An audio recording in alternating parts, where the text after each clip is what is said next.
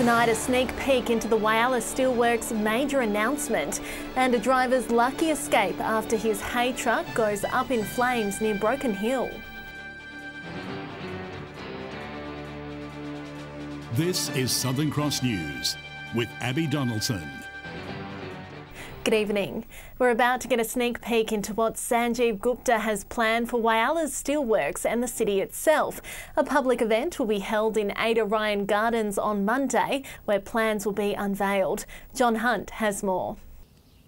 Sanjeev Gupta has talked big about revitalising Whyalla's ageing steelworks and transforming the city into a family-friendly place. Until now, few details have been released, but that'll change Monday morning here in Ada Ryan Gardens. A public event will be held at the Gardens. Southern Cross News understands significant plans and modelling of the steelworks transformation will be released. It'll mark the first real glimpse into what's being planned to bring the plant into the 21st century. Opposition leader Bill Shorten will make the trip, and while it's yet to be confirmed, there's talk Prime Minister Scott Morrison will also be there. Premier Stephen Marshall and Opposition leader Peter Malinauskas are also expected to be in attendance. But the day will also be about more than steel ore and industry. Sanjeev Gupta and Whyalla Council will also have some news on new projects for the city itself aimed at increasing its livability. It's also expected that Council will announce details of a new development near the golf course, which will create extra jobs. So with Christmas round the corner, Whyalla is about to get an early present. All will be revealed next Monday at 10 a.m. A truck carrying bales of hay burst into flames this morning, 50 kilometres west of Broken Hill.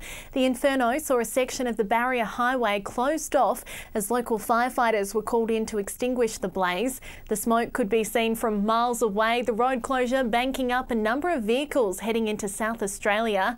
Firefighters actually ran low on water, bringing it under control. One truck had to drive back to a nearby town to fill up.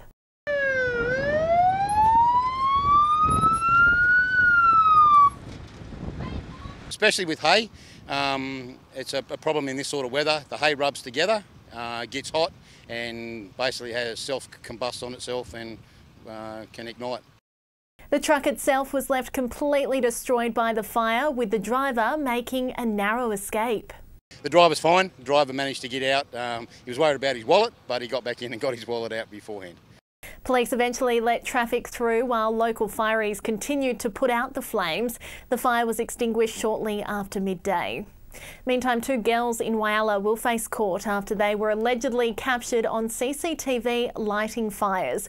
Crews were called to Hinks and Schultz Avenue after reports of small fires. Both were extinguished before causing any serious damage. Patrols reviewed CCTV and arrested two local girls aged 10 and 13 in Clutterbuck Street, Whyalla, Norrie. Both girls have been bailed to appear in the Whyalla Youth Court at a later date. Police are urging beachgoers on the Yorke Peninsula to be vigilant when swimming after a number of shark sightings were reported in the area. A 4-metre shark was seen off the coastline of the Wool Bay Jetty near Kabowie. Any shark sighting should be reported immediately via the police assistance line on 131 444. Progression of the world's 5th largest graphite mine at Arno Bay could see more than 100 jobs sourced across the Eyre Peninsula, with Renascor Resources hoping to utilise skilled workers from Whyalla and Port Lincoln. The Sivia Graphite project at Arno Bay set to produce between 10 and 20% of the world's graphite demand. And should construction go ahead, it could employ more than 100 local workers from as far as Port Lincoln and Whyalla. We're not looking at doing a fly-in, fly-out operation. One of the advantages we see of this operation is we can use the skilled workforce around the area. Renascor Resources are currently undertaking a feasibility study of the project and is working on the mining lease application, meaning construction could be expected late 2019. We would try to finance the construction of a mine, and we could be constructing a mine sometime towards the end of next year and producing graphite as early as 2020. Renascor is looking to produce up to 150,000 tonnes of graphite each year, and with the mine estimated to be the 5th largest reserve in the world, it's set to be a global player in the growing graphite market. As the electric vehicle movement and the renewable movement has been pushing forward, it's really increased the demand for graphite. With the graphite at this mine sitting so close to the surface, there's potential for huge returns. There's so much graphite near the surface, and so it can be mined at a relatively low cost, which would make it really competitive. Casey Trelaw, Southern Cross News. 3 areas in regional South Australia will receive $23 million for environmental projects as part of the federal government's land partnerships. The funding will be used to fix issues of soil erosion and protect threatened wildlife. Standing at a pint-sized 80 centimetres, the yellow-footed rock wallaby thrives amongst the arid country. But it, as well as a number of native species, are under constant attack from predators like feral foxes and cats. The ecological communities that are really unique to the South Australian arid lands are significantly threatened. But it's hoped $10 million of funding to the Arid Lands Natural Resources Board will assist in improving the population of threatened species in the Bounce Back program. So that'll give us a chance to invest really heavily in feral animal control. It's part of $34 million worth of federal funding throughout the Grey electorate. We need to fight back, and we need to give our environment a hand, and that's what we're doing across a wide range of fronts, including $7 million in the Northern York and $6 million in the Eyre Peninsula areas to address a wide range of issues, including soil erosion. Experts say it's important to educate landowners about these risks, so that we can show other landholders how to improve managing their soils and their pastoral zones more broadly. The projects range from 12 months to 5 years, and the government says the money will kickstart the region's conservation plans. It's the partnership between government and individuals and landholders to achieve those good outcomes. Garth Burley, Southern Cross News. It's been a big year for locals and activists fighting the Great Australian Bight against oil exploration and drilling. And this weekend, Greenpeace's Rainbow Warrior ship will visit Port Lincoln on its campaign tour to make oil history. A world-renowned campaign vessel, she's called the Rainbow Warrior. And she's on a 2-month voyage to raise awareness on the resistance to oil drilling in the Great Australian Bight. An awesome opportunity for everyone to come out and show their support and show our local governments and our operators that we're still opposed to drilling in the Bight. Seaside communities along the Bight are quite regional and quite rural, and we really want to amplify their voices. She'll be reaching Port Lincoln waters tomorrow morning, where she'll be docked south of the Port Lincoln Wharf. It's a kind of boat you hear about, and it's got such an incredible history, and I've never really expected it to come down to little Port Lincoln, but here we are on the big stage. It's amazing to have it. Local residents are being urged to join forces with the Rainbow Warrior and raise their voices by taking part in a flotilla at 1 p.m. on Sunday. We're expecting a lot of boats, ranging from large yachts to cruisers to smaller craft, as well as surfboards, paddleboards, kayaks. People will also have the chance to step on board for tours and to discuss with Greenpeace their campaign to make oil history. To get to the people in Parliament and in Canberra to make sure that they're aware that people who are affected by these projects do not want this project to go ahead. Casey Trelaw, Southern Cross News. Still to come tonight, a Mid-North town gives its heritage walk a fresh new look with the refurbishing of the town's history plaques. Hello again. Large-scale irrigators in the northern sector of the Murray-Darling Basin must have tamper-proof meters installed by this time next year. That's the message from the state government as they work to clamp down on illegal pumping across the river system. Irrigators are legally pumping, they will be caught. It's really about having effective, accurate water measurement so that we can manage the water in the state. Under the New South Wales Government's Water Reform Action Plan, the new metering requirements apply to all licensed extraction across the state. Large irrigators in the region have until December 1st, 2019 to install new tamper-proof meters on their pumps. Water users have told us that they want clear rules, they want to operate within the rules, and they want those who don't to be held accountable.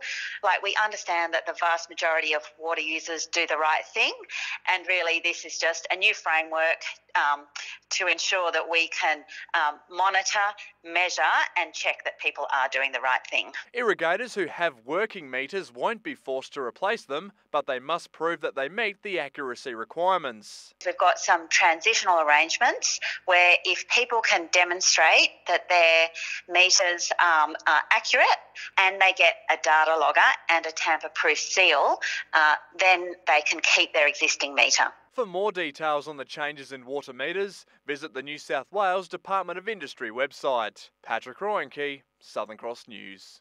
Expensive beer and more alcoholic wines. Climate scientists are predicting big changes to the future of the alcohol industry. Local brewers and winemakers are preparing for more extreme climate events, which may cause a global shortage of barley and the earlier ripening of grapes. Climate change is changing the way we grow the ingredients for our favourite beverages, and it may lead to a not-so-happy hour. Yeah, it certainly impacts on the amount of barley available. It's obviously supply and demand, so we typically see barley prices go up, which is great for farmers that end up having a harvest. Scientists in the US are predicting a future with less barley. The Yorke Peninsula, once deemed the world's barley capital, may already be feeling the bite of climate change, with yields below average resulting from the recent drought. It's a very challenging season this year, and it's ironic that 2 years ago we probably had the best season I've seen in my lifetime, and then 2 years later a terrible drought. So certainly a contrasting harvest. The biggest impact on both our growers and brewers is the increase in erratic seasons. We need to have good opening rains, rain throughout the season, and then a reasonably predictable spring. And what we seem to be having is more sort of extreme weather events. Unfortunately, climate change doesn't discriminate, and grape growers in the Clare region will have to reconsider some of the varieties they grow due to rising temperatures. The varieties you need to avoid are the ones that ripen early. So if you've got Chardonnay and you've been out in Clare, you'd want to get rid of it. Hotter seasons will see a push towards growing more Mediterranean varieties in the mid-north and less of a focus on whites. Look at what grows in Spain and Sicily and Italy, and we may well find varieties there that really do suit this climate. Dominic Beaton, Southern Cross News. A new French cafe in Tumby Bay is an unlikely addition to the rural town on the Eyre Peninsula. It was a seaside dream for a highly acclaimed chef from France that came to life because of an ad on Gumtree. From croque madames to croissants and creme caramels, welcome to Lance Cafe, an international addition to Tumby Bay. We just look at each other and we said, let's do it, like having some fun and let's do it. Grace from the Congo in South Africa and Marvin, a French chef, bringing with him an experience like no other, having cooked for past President Jacques Chirac. He's a good chef, I say. I mean, I'm not biased, but he's a good chef, yes. He likes to play with a lot of ingredients. He likes to have everything fresh. But it was while the pair were living in Melbourne that they were inspired to open their own slice of France after responding to an ad on Gumtree, having no idea what they were in for. We didn't know about this place. That's the funny thing. Had you ever heard of Tumby Bay? No. Not even Port Lincoln. So it was a discovery. And it's attracted a fine following of foodies, many travelling to town just for a taste. Divine.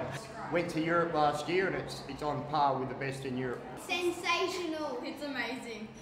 And the community has welcomed them in return. Went to the pub and we were received like we're home straight away. So. Casey Trelaw, Southern Cross News. A mid-north town is giving its heritage walk a fresh new look with the refurbishing of the town's history plaques.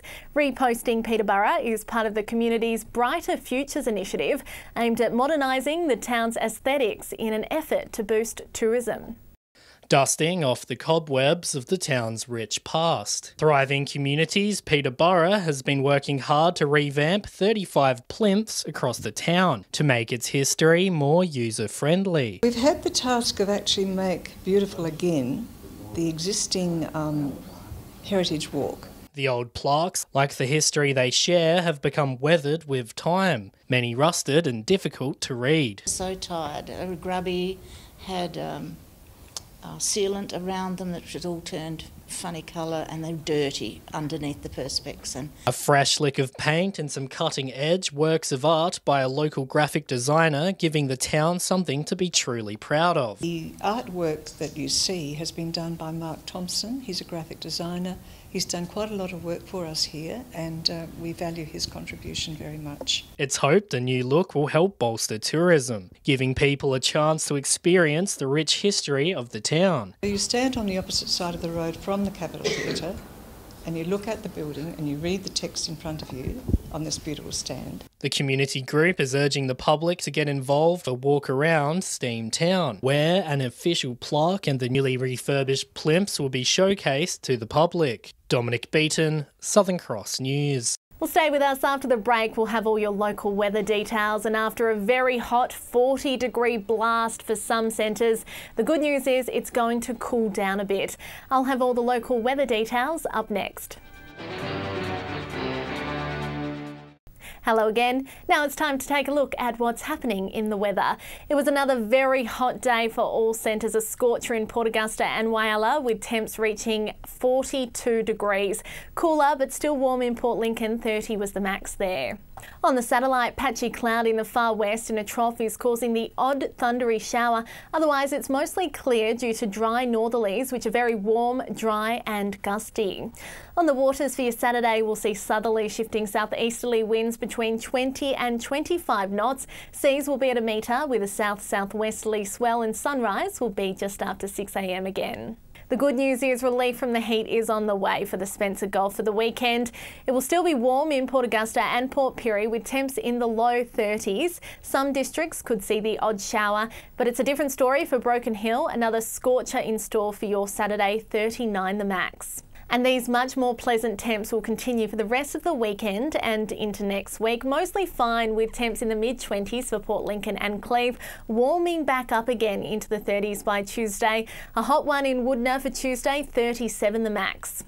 Thankfully, temps will drop more than 10 degrees tomorrow here. Great news for those in Port Augusta. 33 the top, so still warm, but certainly not as hot as that 40-degree blast we've seen. Staying warm over the weekend, temps in the mid-20s for Whyalla on Sunday and Monday, and warming back up to 33 for Tuesday, and getting very hot in Port Augusta by Tuesday, 37 the top. And lastly, cooling down in Port Pirie and Clare for the weekend, but still warm with temps in the high 20s to low 30s. It's going to be very hot for Broken Hill this weekend, 39 the max, an absolute scorcher, but temps will drop a little into next week. And that's all the local news for today. Thanks for your company. I'm Abby Donaldson. Have a great weekend and good night.